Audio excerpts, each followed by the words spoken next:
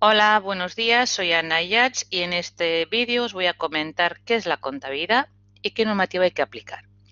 Cuando hablamos de qué es la contabilidad como concepto, como definición, yo siempre digo que un contable lo que hace es informar, es decir, aplicar unas técnicas, unos registros cuya conclusión es dar una información de cómo está la empresa en cada momento. Cuando uno quiere montar una sociedad, necesita ver en realidad a qué quiere dedicarse esa sociedad, con qué recursos cuenta y en qué debe invertir al principio. Si debe alquilar un local, qué servicio contratar, cómo seleccionar los proveedores, cómo llegar a sus clientes. Y cuando ya tiene claro ese objetivo y ha hecho esas inversiones iniciales, empieza la operativa. Empezamos a tener clientes, a tener gastos y hay que ver realmente si el margen general del negocio es suficiente para atender los pagos. Pues le preocupa la liquidez, le preocupa también con el tiempo qué vale ese negocio, si vale más, si vale menos, pues cómo responder a esas preguntas. Pues la contabilidad responde en principio a esas preguntas. Lo que pasa es que un contable, evidentemente, cómo trabaja su punto de información sería la documentación que le llega a la empresa. Es decir, facturas de proveedores, de clientes, liquidaciones de IVA, retenciones, contratos bancarios, resúmenes de nóminas, liquidación de seguridad social, contrato de compra-venta, a nivel de títulos o inmovilizado, y a partir del documento analizamos la operación. Y esa operación que está en ese documento la registramos a través de un programa de contabilidad en el libro diario. El libro diario recoge toda la información que afecta a la empresa a nivel de patrimonio y a nivel de resultado. En el diario, cada documento tiene un número de apunte y se va ordenando por fecha del documento. Lo que vemos ahí es qué tipo de operaciones intervienen o qué tipo de cuentas intervienen en cada operación. Que sería, por ejemplo, en la falta de un proveedor, habría que indicar qué tipo de artículos han entrado al almacén o hemos comprado, qué IVA hay en la factura que es deducible y el nombre del proveedor. Claro, para que ese dato lo pueda registrar, ¿cómo lo hacemos? Para captar la información del documento al diario, utilizaremos esa idea de darle a cada operación un código y un nombre. Y a partir del código del nombre, luego lo entraríamos en dicho registro y miraríamos cómo hay que valorarlo. Pero claro, evidentemente un tema muy importante va a ser la valoración. ¿Qué incluimos como coste? ¿Qué es lo que no incluimos? Y si esa información afectaría luego al balance o la cuenta de resultados. Pero mi herramienta va a ser transformar lo que está en una factura con un código y un nombre para identificar cada empresa, si es cliente, proveedor o si es un banco, si es una cuenta corriente, una póliza, una operación de divisas, una operación de acciones, para identificar la operación. Luego ya digo, una vez lo tengamos en el libro diario, el programa ya trabajará solo, porque al tener un código asignado a cada operación, ya agrupa en el libro mayor, que son las fichas, los códigos, todos los movimientos que ha habido y permite consultar saldos. Si quiero saber, por ejemplo, en tal cuenta corriente qué movimiento no ha habido y qué saldo dispongo actualmente, le doy el código, miro los movimientos y tengo el saldo. Lo mismo si es un cliente o un proveedor. Y a través del libro mayor sacaríamos todavía el resumen por el tema de códigos, total de movimientos, total de saldo, y crearíamos lo que llamamos las cuentas anuales. Un resumen final de un balance que nos va a indicar qué tiene la empresa y cómo la ha financiado, y una cuenta de resultados que me va a indicar qué margen, de qué hemos facturado, qué gastos y bueno, qué margen nos queda. Y una memoria donde contaremos el tipo de empresa que somos, a qué nos dedicamos, cuáles son nuestros socios y también valoraciones. Cómo hablamos del almacén, cómo hablamos del tipo de inmovilizado, cómo hacemos amortizaciones, informamos de préstamos vinculados al grupo, carteras de control y otro tipo de información. Pues en definitiva, hay dos documentos basados puramente en datos económicos y un documento explicativo que es la memoria, que es la información, que es la parte pública de las empresas, ¿vale? De esa forma, cuando alguien me pregunta qué hemos facturado, si tenemos dinero en la cuenta corriente, etcétera, bueno, pues le puedo mostrar esa información con un documento resumen sin tener que decirle, mire, vaya usted al archivo, coja lo que está también ordenado en facturas recibidas y emitidas, haga una diferencia y se verá el margen. No sería operativo. Pues la contabilidad un poco lo que hace es reorganizar la información, mostrarla en el libro diario y a partir de ahí sacar resúmenes. Ya digo, y solamente acudimos a lo que sería el archivo para justificar o acreditar la operación si nos lo pide un auditor, os lo pide Hacienda o el director o el inversor, etcétera. Luego, esa información que os comento que elabora o trabaja la contabilidad, evidentemente, la mayor parte de los datos son datos externos. Yo me paso la vida grabando facturas, liquidaciones de impuestos, contratos, pero también en la parte final de ajuste de cierre hacemos cálculos internos. Por ejemplo, habrá que ver al almacén lo que nos queda de stock, qué valor le damos, si un precio medio, si un precio final, o determinar los diferentes inmovilizados qué cantidad bajamos a gasto cada año, o si corresponde a hacer deterioro. Pues ya serían cálculos que calcularíamos de forma interna.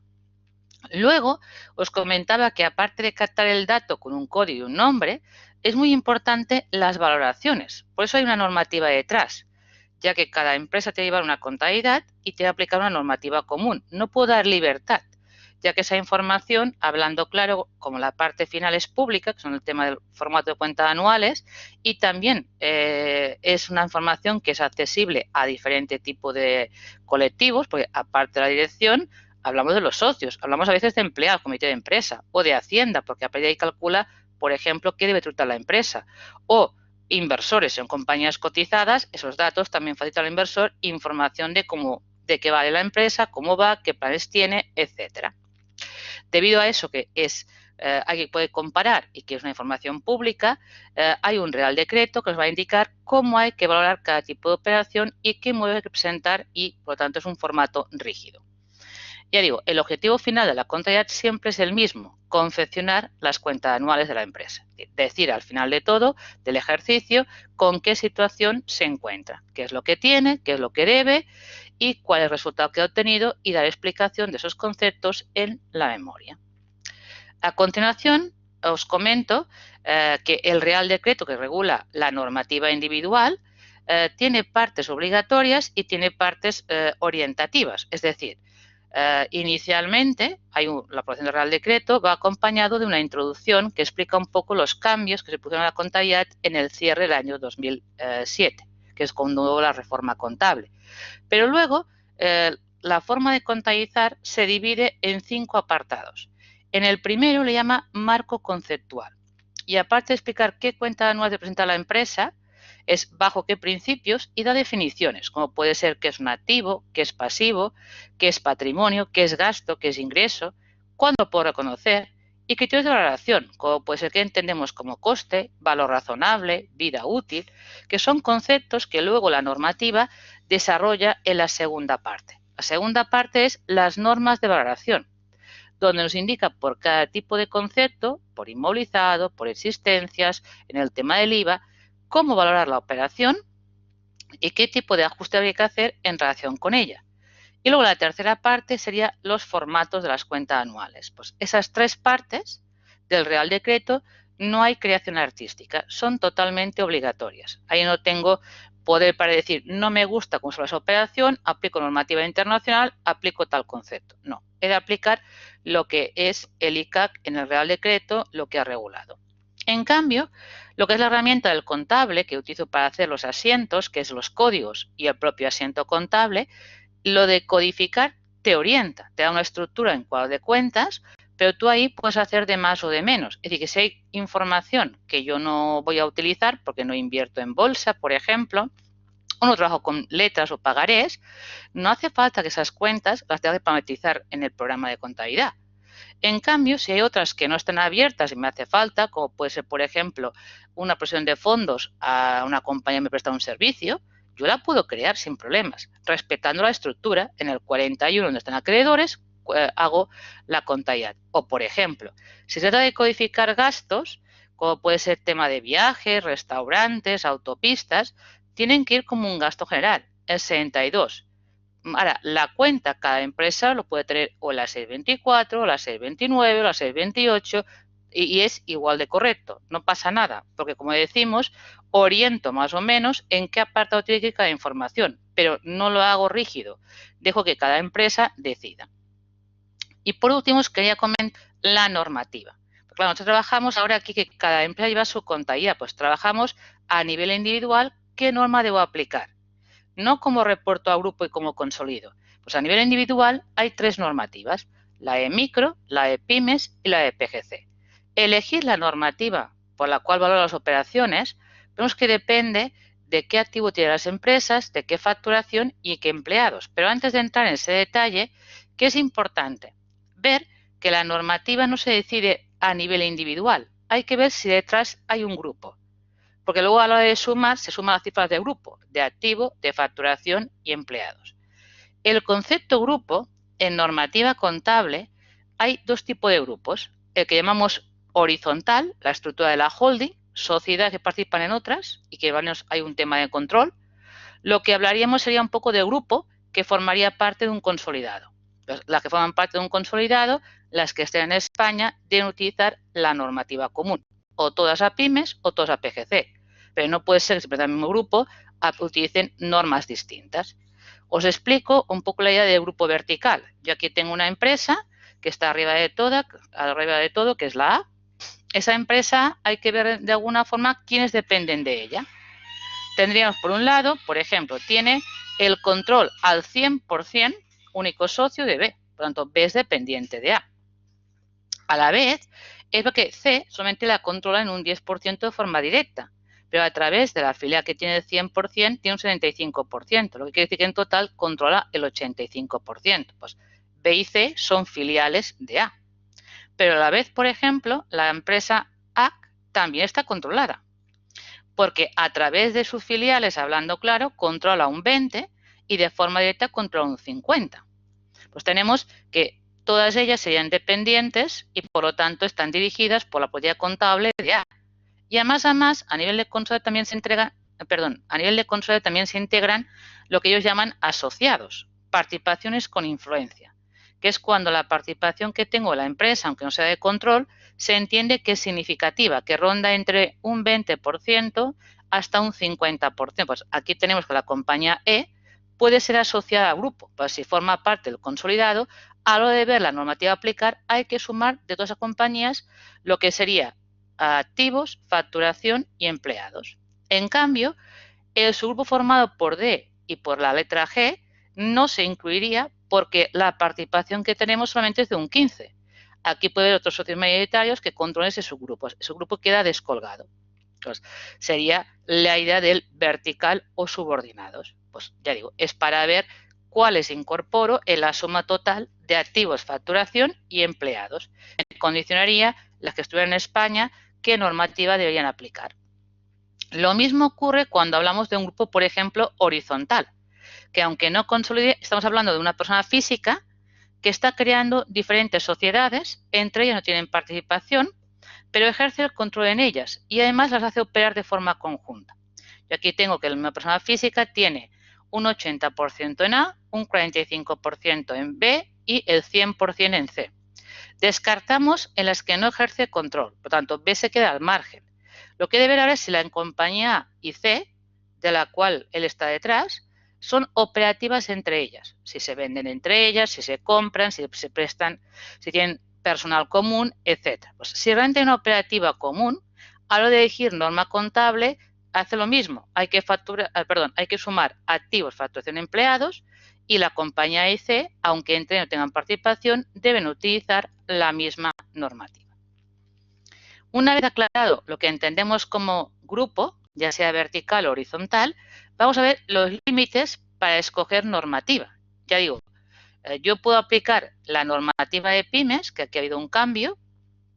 A partir del año 2016 te subieron los límites. Pues mientras no supere los 4 millones de activo, 8 millones de facturación y la plantilla media no sea 50 empleados, es 2 de las 3 condiciones. Yo puedo estar en normativa de pymes, no estoy obligado a aplicar la norma de PGC. Ya digo, esto vincula a las compañías que estén en España. El grupo es internacional, pero en cambio, a la hora de decir a quién afecta, pues al grupo español, que si se supera esas cifras, obligatoriamente debería contratar con normativa de PGC. Si no, puede optar con la normativa más simplificada, que es de pymes. La idea es que hay otra normativa, que es lo de microempresa o microentidad, que es para más que nada asociaciones sin ánimo de lucro. Este tema de microempresa o microentidad es una versión aún más simplificada del plan de pymes. lo que hace en definitiva es contabilizar de una forma más fácil el tema alquileres y el IS. Se podrá aplicar siempre y cuando, lo mismo, a nivel de grupo, durante años consecutivos, supere qué cifras. En este caso, el activo no puede exceder el 1.000.000 de euros, la facturación 2 millones y la plantilla media 10 empleados. Insisto, son dos de las tres condiciones, no excederlas. Mientras no se exceda, la idea sería puede estar en micro. ¿Vale? No tiene que aplicar la normativa de pymes, pero voluntariamente puede elegir la norma de pymes. Igual que el grupo, si no le toca, puede elegir igualmente el PGC. Pero si elige voluntariamente una norma superior, entre comillas, debe permanecer como mínimo 3 años. No puede cambiar cada año de normativa. Claro, a la hora de valorar o comparar balances, daría valores distintos. Pues lo importante es saber que, en definitiva, yo puedo estar en pymes mientras no exceda esos límites de aquí. Los 4 millones, los 8 millones y la plantilla media de 50 empleados. Claro, una vez tengo claro qué norma estoy utilizando para contabilizar, vendrán los modelos. ¿Qué formato presenta de cuentas anuales y qué modelos? La gente que está en microempresa o bien en norma de pymes, solamente hay un modelo que es pymes. Solamente se le obliga a presentar 3 documentos. Un balance, que tampoco está muy detallada la información, una cuenta de resultados y una memoria muy simplificada, con muy poca información, simplemente existencias, el tema de inmovilizado, partes vinculadas y hace una mención muy por encima de la situación fiscal y de activos y pasivos financieros no hay ni que agrupar por carteras, solamente en carteras de control. Pues, en definitiva, es una memoria reducida. ¿Qué pasa, en cambio, si mi compañía aplica, por el tema del grupo, la norma del PGC? Claro, la gente está en PGC, tiene dos tipos de formatos, lo que ellos llaman formato abreviado y formato normal. La ventaja de un modelo abreviado es que solamente hay que presentar 3 documentos: balance, cuenta de resultados y la memoria. Por lo tanto, es igual de simplificado que el formato de pymes. En cambio, si tengo que aplicar el modelo normal, eso implicaría que, aparte del balance, la cuenta de resultados, una memoria mucho más extensa, hay que aportar 2 documentos más. Lo que llaman ellos cambio de patrimonio neto, es decir, hacer un comparativo de lo que es el patrimonio neto, la parte de los dueños, el capital, la reserva, el resultado, la variación que ha habido en 3 ejercicios. Y también, aparte de dar el margen o cuenta de resultados, hay que dar otro documento que es el flujo efectivo, que es ver pagos y cobros. En definitiva, ver la tesorería que tengo en efectivo, de dónde procede, qué parte deriva de la actividad, qué parte es de operaciones financieras y de qué parte, en definitiva, es de operaciones de inversión. Por tanto, en definitiva, la gente que hace el modelo normal está obligada a una memoria más extensa y a 2 documentos más. Luego, el tema está, dentro de un grupo, puede haber compañías de distinto tamaño. ¿Pueden presentar modelos distintos? Si el grupo consolida, sí. Si al final hay una información de consejo que es conjunta, cada una puede decir por las cifras individuales de activo y facturación y empleados si hace modelo abreviado o normal. Mientras no supere los 4 millones, 8 millones y 50 empleados, puede hacer, evidentemente, el formato abreviado. A la que se hace cifras, pues debe hacer el modelo normal. Si el grupo no consolidara, cuidado, a la hora de escoger modelos, hay que sumar las cifras de grupo. Pues todo el mundo debe presentar con formato abreviado o todos con formato normal. Pero no puede haber diferentes modelos en compañías que forman parte del mismo grupo, porque al no consolidar no hay una información conjunta. Y un último comentario en cuanto a los formatos es que, en relación con la cuenta de resultados, tiene unos límites a nivel de formato normal distintos y abreviado que el modelo de balance y memoria. La cuenta de resultados puede ser abreviada mientras el total de activo no supere 11.400, la facturación 22.800 y la plantilla media 250 empleados. La ventaja del modelo abreviado es que si hubieran grupo de activos que estuvieran a la venta, o líneas de negocio, tiendas o hoteles o etcétera, en todo el grupo, no habría que informar de forma separada de cuál es su rendimiento al margen del resto de actividades. Por lo tanto, en definitiva, es una información que hay que procesar solamente cuando la gente aplica el modelo normal. Pero, en fin, lo importante para mí es que de esta parte os quede claro que a nivel individual hay 3 normativas, la de micro, lo de pymes y PGC. Que a la hora de escoger la normativa siempre hay que ver si detrás hay un grupo, sea vertical o sea horizontal, y agregar las cifras de grupo a nivel de activo, facturación y empleados. Luego aplicar los 4 millones, 8 millones y plantilla media 50. Para ver realmente si puedo estar en normativa de pymes o voy a aplicar obligatoriamente la normativa de PGC. Y una vez tenga claro la normativa, lo del formato, si es de pymes, abreviado o normal, lo que hemos comentado antes. Si estoy en pymes solamente hay un modelo. Pero si estoy en norma de PGC y nos consolidamos, cada una por el tamaño individual, unas pueden hacer abreviados, otras pueden hacer normal. Y si me consolida, todo el mundo o abreviado o normal. Y por último, nos queda comentar el tema de la auditoría. La auditoría sí que es un concepto totalmente individual. Cada compañía dentro de un grupo tendrá que ver si supera sus límites. Si el activo supera 2.850.000 euros, la facturación es el doble y la plantilla media 50. La idea es 2 de los 3 límites durante 2 años consecutivos. Cuando ocurra esto, la Junta de Socios debe nombrar auditor, pues tiene la obligación la empresa de auditarse.